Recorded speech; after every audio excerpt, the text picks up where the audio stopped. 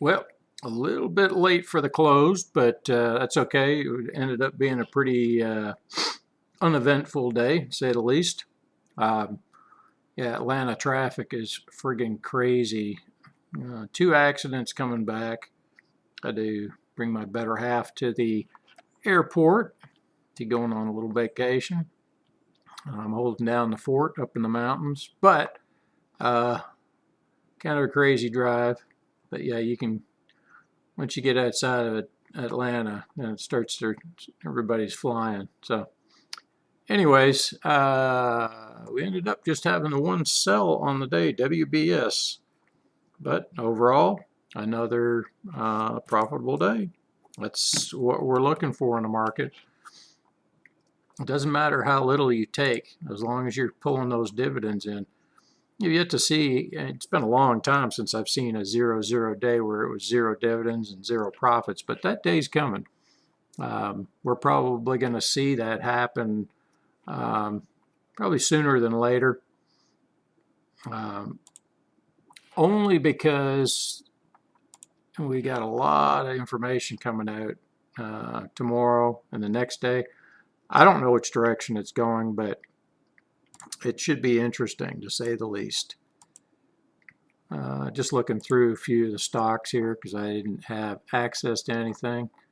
And I do not screw around on my phone when I'm driving. Especially in Atlanta traffic, man, you got to be on the ball or you'll be up somebody's rear end in a heartbeat. Anyways, just seeing what popped and what didn't pop. Doesn't really make a difference, but maybe give us an idea if the CEFs, if the institutions are backing off. They tend to be the ones that deploy their cash the most in CEFs. So VGI, yeah, nothing there. And what are we talking about up here? Okay, we get a little bit of a move out of BXP. That's cool. I don't even know what that Boston Properties. I've heard of them.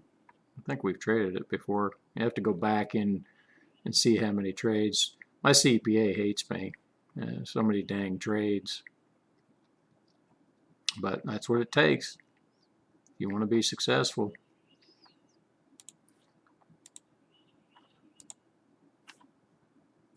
And what else we got? That PLD seems to be moving a little bit.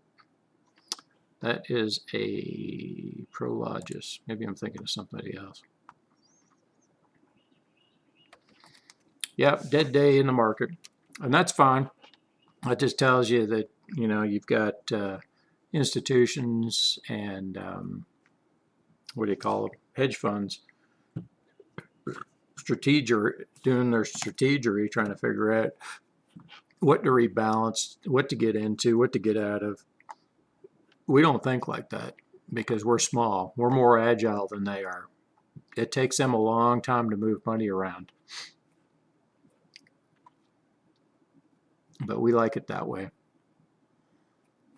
Let's see what's going on in the cryptos. I didn't keep track of the cryptos today either, so no buys, no sells since this morning. It looks like BTC, yeah, it's just been hanging out in the range, hasn't it? Well, we had a buy 6 hours ago, 43,197. A sell order in there for 45,357. Yep, nothing there. Ethereum.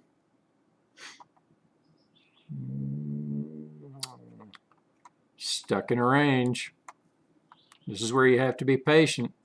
You get impatient, you end up putting more money in than you want to, thinking you know something.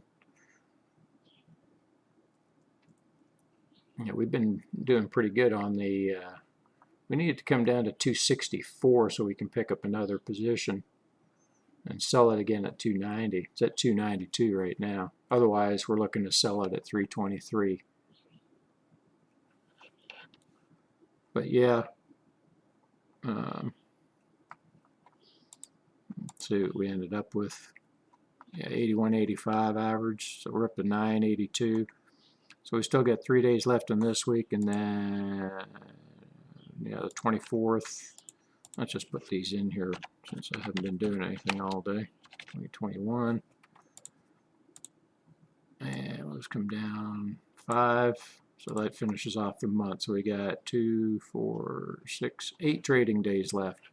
So hopefully tomorrow's a little bit more profitable, but if not, you know, you still have the cryptos on the side. Cryptos are, because they're not dividend payers, but they are a cash entity. Because you can't short them, I like them from the standpoint that, yeah, you can hold on to them because, you know, maybe they come back, maybe they don't. But when you get a bunch of shorting, the shorters can, you know, clobber that all the way down to nothing. And the idea that Bitcoin is going to go to zero is foolishness. I mean, I don't know what it'll take, but I don't know how high it'll go. I don't know how low it'll go. Nobody knows. But I'd rather take profit. All you gotta do is take a look at the chart. It's easy to profit off of that. Sorry, I'm eating an apple. You just gotta make sure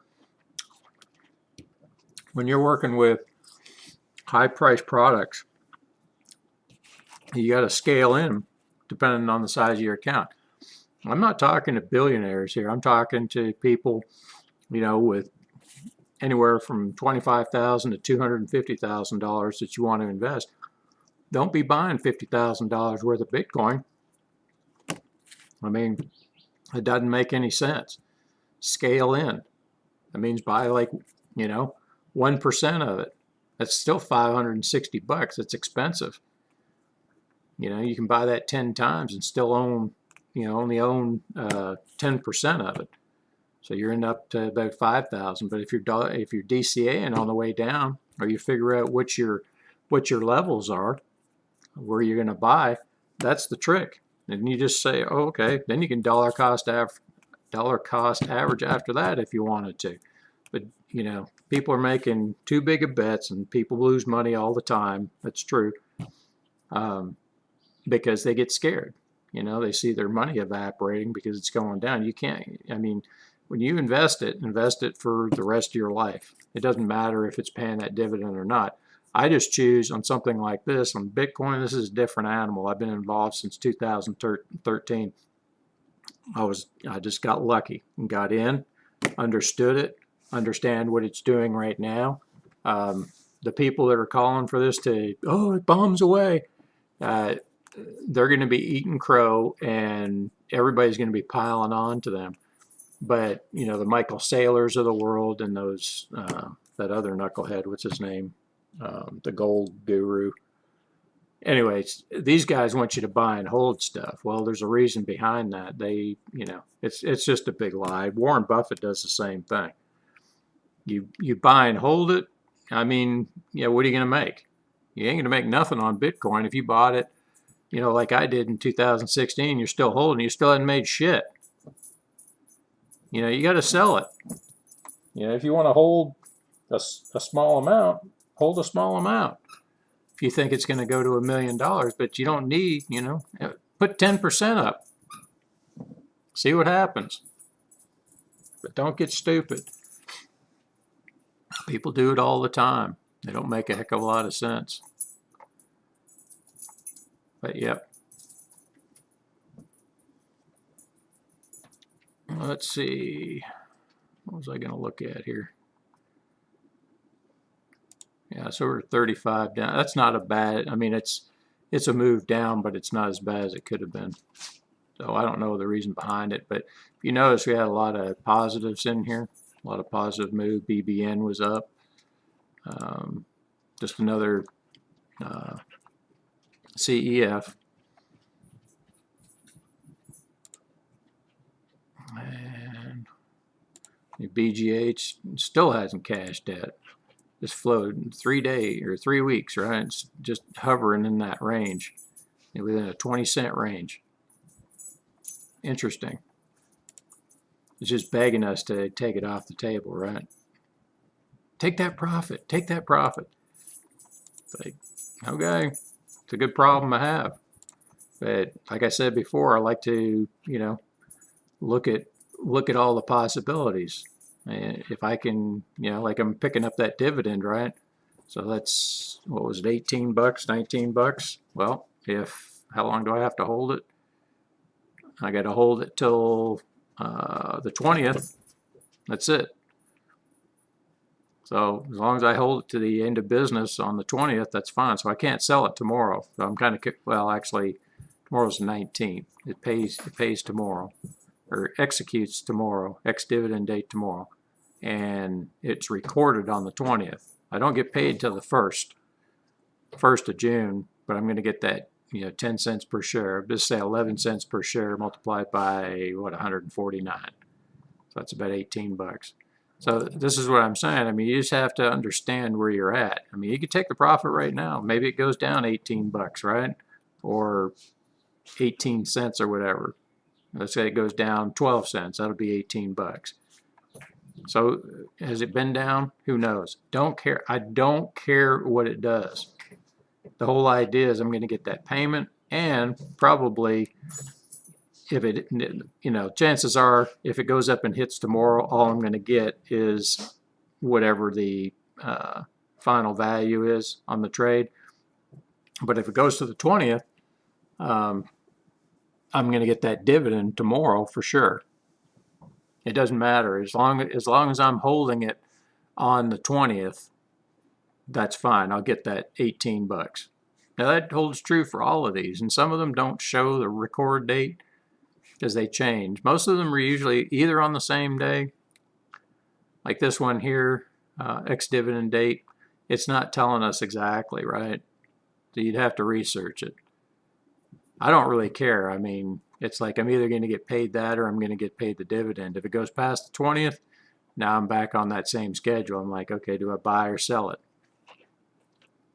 It just comes down to whether or not I'm taking profit in the market. If the market turns around and starts going down, it'll probably be one of the first ones to come off the table. Why? Because it pays the most out of anything that's on the table. Everything else that's showing down, I never sell anything that's in the red. Never.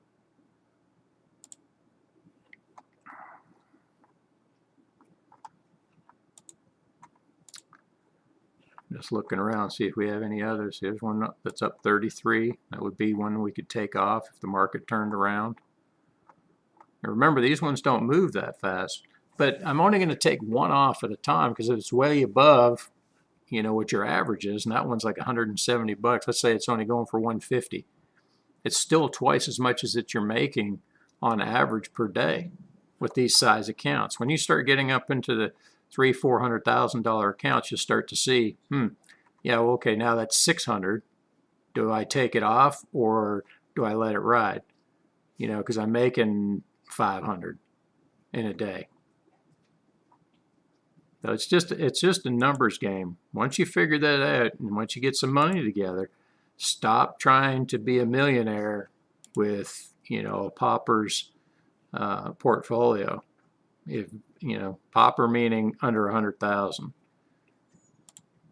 If you got 25,000 in your account, learn how to do this, and I guarantee you, you'll have money down the road, and then you'll be trading like the big boys, and you can be like, oh, okay, I'm making $500-$600 a day.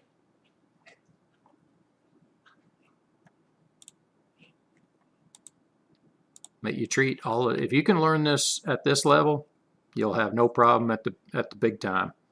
But you start messing around with all these get-rich-quick schemes, you'll drain your account so quickly. If you get an inheritance or something, say you get an inheritance for $500,000, if you listen to all the gurus out there, it'll be gone in a year. Learn how to manage your own money. Stop listening to all these people that have this idea that, they've got something, they know something. They don't. Nobody knows where the market's going. You have to be able to manage your money. So just look for it. Everybody's talking about, yeah, it's going this way. Oh, if this does this, bombs away. it gets kind of old. And I mean, I hadn't really been on Twitter that long, and I'm amazed at how much stupidity is out there. I can see why some people give it up, because it gets to be a drain on your brain, you know, listening to stupidity. But yep, other than that, didn't really need to make that, but just put some positive words out there. Get people, if you watch this, make sure that you understand what we're doing here. Don't just be throwing money in there thinking that you're going to make it. You need to understand the size of the account has a lot to do with the trade size, right? Anything under 100,000, we're only going 10% of max shares. You go any more than that, you're putting yourself at risk. Meaning if the market turns around and comes down, you're not going to have enough money to DCA, and you're going to miss that opportunity. That's how you're going to double. That's how you're going to double, triple, quadruple how much you can make. And it happens really quick. Just think of 10% on one position in 1 year, right? If you can make it in 1 week, and then all of a sudden the market drops and it's down for 3 months, and you get 4 times that amount that you initially invested. So that's 4 years worth of dividends. Just an interesting way to look at it. But I go into more depth in that when we finally get this book together and get everything set. But anyways, that's it for today. Have a good day. Talk to you later.